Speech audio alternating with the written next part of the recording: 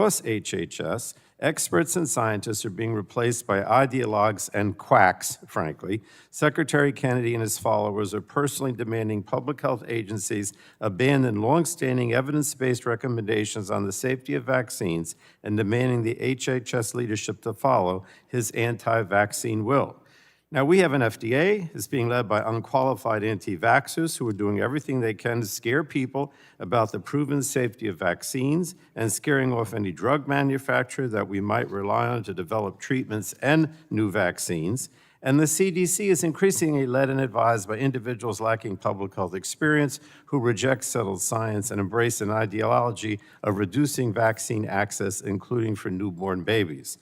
DOGE and Donald Trump's director of the National Institutes of Health froze or canceled thousands of grants, including funding for research. Did you hear what he said? Because here is where the rubber meets the road, and the facade of political theater collapses to reveal the existential stakes of this moment in American public health governance, when Congressman Frank Pallone looks Robert F. Kennedy Jr. straight in the eye and declares that people are going to die as a result of his actions. There is something visceral happening beyond the typical partisan choreography, something that ought to ricochet through the consciousness of anyone who believes in the foundational compact between government and the protection of human life. We are witnessing in real time the demolition of institutional legitimacy that took decades to construct, brick by brick, of epidemiological research and hard-fought victories against measles and polio and diphtheria. And now, in the span of mere months since Kennedy was confirmed on February 13, 2025, by a vote of 52 to 48, we are seeing the systematic dismantling of evidence-based medicine itself, replaced by what can only be described as ideological capture,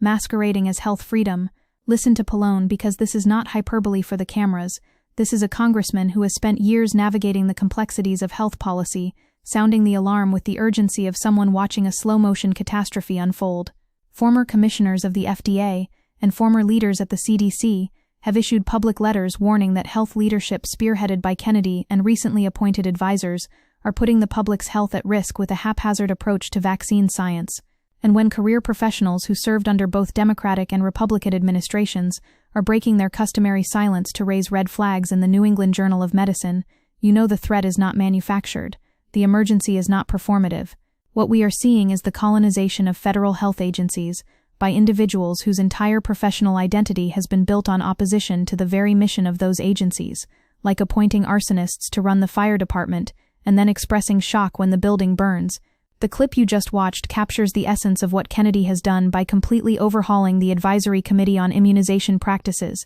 the body that for decades has provided independent scientific guidance on vaccine policy, and now we learn that Dr. Vinay Prasad, the FDA's chief medical and scientific officer, said in an internal memo that the FDA would be changing its vaccine approval process, alleging that COVID-19 vaccination resulted in the deaths of 10 children, without providing transparent methodology or peer-reviewed analysis, a claim that former FDA commissioners say was motivated by unjustified assertions that would dramatically change vaccine regulation on the basis of a reinterpretation of selective evidence by a process that breaks sharply with the norms that have anchored the FDA's globally respected scientific integrity. This is not incremental policy adjustment. This is the wholesale rejection of the scientific method in favor of predetermined conclusions dressed up in the language of skepticism and transparency. And wait until you understand the full magnitude, because this extends far beyond vaccines into the entire infrastructure of pandemic preparedness and biomedical research. As of November 2025, the NIH has seen about $2.3 billion in unspent funds across nearly 2,500 grants frozen or terminated, and at the NSF over 1,300 grants had about $700 million in unspent funds cut, which represents not just numbers on a spreadsheet, but the obliteration of ongoing research into viral pathogenesis, cancer immunology, long COVID mechanisms, pandemic prevention strategies that were years in the making. The Trump administration abruptly terminated funding for studies designed to learn how to better treat long COVID, including all grants for pathobiology studies funded in 2022 and 2023 through the RECOVER program, amounting to 45 different studies designed to uncover the biological mechanisms of long COVID that were nearly complete. Think about that calculated cruelty, to cancel research at the finish line, to discard years of patient enrollment and data collection, and scientific labor because the ideological project demands erasure of COVID itself from our collective attention. The Republicans want you to believe this is about bureaucratic efficiency, about eliminating waste and corruption and conflicts of interest, but When Pallone confronts Kennedy about the lack of transparency and unfounded therapies and conspiracy theories, pointing out that actions have been done behind closed doors without public engagement despite pledges of radical transparency, we see the authoritarian playbook in action, the consolidation of power that claims to speak for the people while systematically excluding expertise and deliberation. Kennedy instructed a reevaluation of all grants funding or supporting DEI and gender identity research activities and programs, and funding was withdrawn from projects studying vaccine hesitancy and the impact of the COVID-19 pandemic, which the NIH asserts have outlasted their limited purpose. Baron, a transparently political purge that treats scientific inquiry as ideological contamination to be scrubbed from the institutional record. Here is where it gets absolutely explosive, because the consequences are already materializing in ways that should terrify every parent in America. As senators voted to confirm Kennedy, a measles outbreak continued in Texas, with 9 people hospitalized in an outbreak of at least 24 cases in Gaines County, which has one of the lowest vaccination rates in the United States, with all cases in people who were unvaccinated, and most being children. This is not coincidence, this is causation, because the CDC reported 1,309 confirmed measles cases across 40 jurisdictions as of July 2025, marking the highest national total since the disease was declared eliminated in 2000, with 151 cases associated with 29 outbreaks primarily affecting unvaccinated communities, and MMR vaccine coverage among kindergartners dropped from 95.2% in 2019-2020 to 92.7% in 2023-2024, leaving more than 28,000 children susceptible to infection. These are not abstract statistics. These are preventable deaths, permanent disabilities, encephalitis, pneumonia, the resurrection of diseases that most practicing pediatricians have never seen in their careers until now. What you need to grasp is the mechanism by which this is happening, the policy architecture being systematically demolished. On May 27, 2025, Secretary Kennedy announced that COVID-19 vaccines would no longer be recommended for healthy children and healthy pregnant women, and the CDC's vaccine schedules were updated accordingly, a decision that Representative Robin Kelly said was an ill-informed reversal opposed by major medical organizations, including the American Academy of Pediatrics Committee on Infectious Diseases. Kennedy claims to follow the science, but when pressed on his MAHA report, the health secretary admitted he did not fact-check the controversial document prior to publication, a report that Representative Raul Ruiz said was riddled with mistakes, misconstruing and misstating key references and data and evidence that either do not exist or are not accurately reflected. This is governance by ideological vibes, by cherry-picked anecdotes elevated above systematic evidence, by the valorization of contrarian posturing as if dissent from scientific consensus were itself evidence of independent thinking rather than willful ignorance. And you want to talk about conflicts of interest, the subject Republicans love to weaponize against public health officials. Kennedy's financial connections to vaccine litigation raised concerns during his confirmation hearings. Pallone somehow this naked self-interest is never interrogated with the same ferocity that Kennedy and his allies apply to scientists who receive NIH funding or serve on advisory committees. During the House hearing, Kennedy hurled accusations at Pallone alleging he had accepted $2 million from pharmaceutical companies, and that his support for the old ACP committee, which Kennedy claimed was rife with pharmaceutical conflicts, seemed to be an outcome of those contributions, prompting Representative DeJette to raise a point of order for impugning the reputation of a member of Congress. This is pure projection, the classic authoritarian move of accusing your opponents of the very corruption you yourself embody, and the fact that Kennedy had to retract the statement under parliamentary rules does nothing to unsay the insinuation which was the entire point. Now prepare yourself for the truly dystopian dimension, because the policy changes are not just about limiting vaccine recommendations, but actively sabotaging the regulatory infrastructure that ensures safety and efficacy. The FDA framework published in the New England Journal of Medicine appeared to be the end of the approach of annual COVID vaccine updates under Kennedy, who has filled the FDA and other health agencies with outspoken critics of the government's handling of COVID shots, particularly their recommendation for young healthy adults and children, and President Trump ordered federal health officials to review the childhood immunization schedule and consider recommending fewer shots to align with other developed countries. A superficially reasonable framing that conceals the abandonment of epidemiologically justified schedules developed through decades of research on disease burden and immune response. The rhetoric of international comparison is deployed cynically, as if health policy were a race to the bottom rather than an assessment of context-specific risks and benefits. The structural violence here is breathtaking in its scope and intentionality. Democratic senators warned during Kennedy's confirmation hearings that he said in meetings he intends to fire potentially thousands of federal employees at HHS and the National Institutes of Health, and Kennedy has instituted mass firings, gutted a key government vaccine panel, and canceled studies on mRNA shot technology. This is not efficiency. This is decimation, the deliberate destruction of institutional knowledge and continuity that ensures regulatory agencies can function independently of political pressure. When you fire career scientists and replace them with ideological loyalists, you are not draining the swamp, you are poisoning the well, ensuring that future administrations will inherit agencies stripped of the expertise necessary to respond to emerging health threats, whether novel pathogens or bioterrorism, or the accelerating crisis of antimicrobial resistance. And listen to how the Democratic leadership is responding, because this is where the distinction between performative opposition and substantive resistance becomes visible. Representative Pallone blasted the firings at HHS, an apparent lack of transparency, noting that many letters to HHS have gone unanswered, with Pallone counting 10 of his letters receiving no response, and said this lack of transparency extended to Kennedy's changes to the federal vaccine approval process.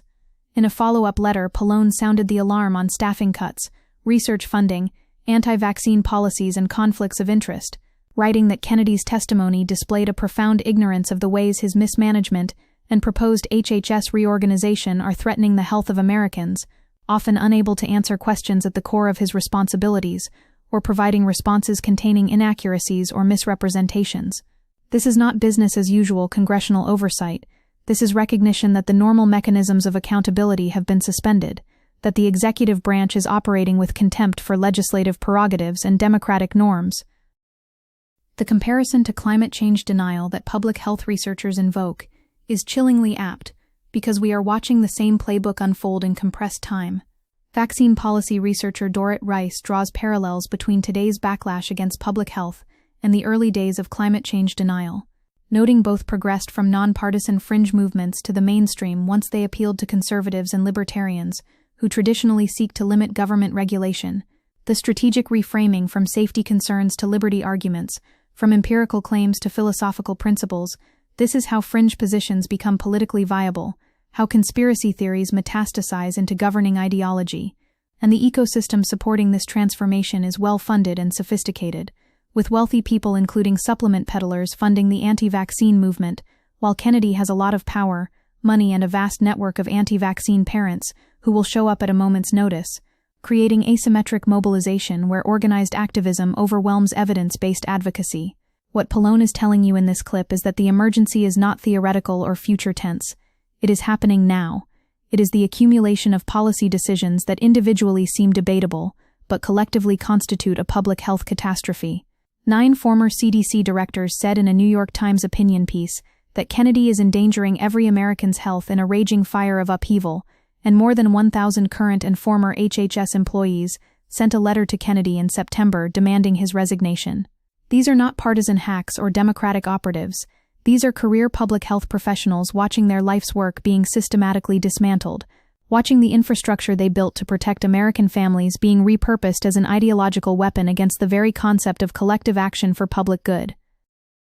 The historical analogy that should haunt us is not Watergate or Iran-Contra, but the more insidious precedent of regulatory capture, leading to preventable tragedy, the way inadequate food safety standards led to contaminated meat killing children, the way industry-friendly policies on environmental toxins created cancer clusters, the way deregulation of financial markets precipitated economic collapse, except this time the stakes are even higher, because infectious disease does not respect political boundaries or ideological commitments, because viruses mutate and spread and kill regardless of whether you believe in the legitimacy of public health authority. A politically charged anti-vaccine movement organized and convinced countless Americans to shun COVID-19 immunizations in 2021-22, resulting in an estimated 2,000 deaths from COVID-19 among the unvaccinated U.S. population. And that death toll is not a gotcha statistic for Democrats to weaponize. It is 2,000 human beings whose lives could have been saved by different political choices, by the existence of functional institutions committed to evidence-based medicine rather than culture war theater. So when you watch Pallone speak, when you hear the frustration and moral clarity in his voice, what you are witnessing is the sound of someone who understands that this is not just another bad nomination or misguided policy, This is the abandonment of Enlightenment principles about expertise and empiricism in favor of a post-truth epistemology, where conviction trumps data and charisma supersedes credentials. Public health professionals said attacks on vaccine availability, research and science have characterized the federal health response under Kennedy's leadership, and health experts denounced the ways Kennedy has systematically dismantled vaccine trust and demonstrated reckless disregard for public health needs. The word dismantled is crucial here, because this is not accidental degradation or benign neglect. This is intentional destruction, the purposeful demolition of regulatory capacity, motivated by ideological antipathy to the administrative state and fueled by anti-establishment populism that treats expertise itself as suspect. The moral weight of this moment cannot be overstated, because we are living through a choice point that will determine whether the hard-won victories of public health over infectious disease can be sustained, or whether we regress to a pre-vaccine world of preventable childhood mortality and epidemic disease. Routine childhood vaccinations against diseases like mumps, measles, chickenpox, and tetanus have prevented over 500 million illnesses and 1 million deaths in recent decades, and COVID-19 vaccines saved an estimated 2.5 million lives globally between 2020 and 2024. These numbers should inspire awe, should provoke gratitude for the generations of scientists and public health workers who made this possible, and instead we have a HHS secretary whose entire career has been dedicated to undermining confidence in these interventions, whose confirmation represents the triumph of anti-science activism over institutional safeguards. What Democrats must do now is not just oppose but actively organize resistance at every level: state governments asserting independent authority over vaccine policy, medical professional organizations issuing counter-guidance, grassroots mobilization to defend science-based health policy against ideological incursion. With recent federal actions to curtail vaccine access, many states have announced actions intended to maintain broader access, with this rapidly changing landscape tracking which states have instituted changes in response to or in anticipation of administration policy changes. This is federalism as bulwark against authoritarianism, the revival of state capacity, not as states' rights abstractions but as practical mechanisms for protecting vulnerable populations when the federal government has been captured by forces hostile to its core mission. The stakes could not be clearer, and Pallone is articulating them with the precision and urgency they demand. Because what is at risk is not just health policy in some narrow technical sense, but the entire project of democratic governance through expertise, the idea that complex problems requiring specialized knowledge should be addressed by people who possess that knowledge, rather than by ideologues whose primary qualification is their skepticism of the very domains they are tasked with administering. This is what authoritarianism looks like in a technocratic society. Not jackboots and midnight arrests, but the installation of unqualified loyalists in positions of immense power over systems too complex for immediate visible failure, creating delayed catastrophes that manifest as rising disease rates and collapsing research infrastructure, and the erosion of public trust in institutions that once represented America's scientific leadership. So yes, people are going to die. People are already dying. More than 150 children with no underlying conditions died from COVID-19 in 2024, most of whom were unvaccinated, and every measles case in an unvaccinated child, every outbreak that spreads through communities with low immunization rates, every research grant terminated before yielding discoveries that could have saved lives. These are not unfortunate side effects of necessary reform. These are the foreseeable and preventable consequences of elevating ideology over evidence, of prioritizing political grievance over public health. What Pallone is demanding is accountability, transparency, the basic expectation that public officials will operate in good faith rather than treating federal agencies as instruments for advancing a pre-existing anti-vaccine agenda. And when those demands go unanswered, when letters pile up ignored, and hearings become exercises in evasion and obfuscation, we are left with the inescapable conclusion that this administration has no intention of governing responsibly, that the project is destruction rather than reform, that the goal is not a more efficient or transparent or accountable public health system, but the dismantling of public health infrastructure itself, in service of a reactionary fantasy about medical freedom that treats collective action for the common good as tyranny.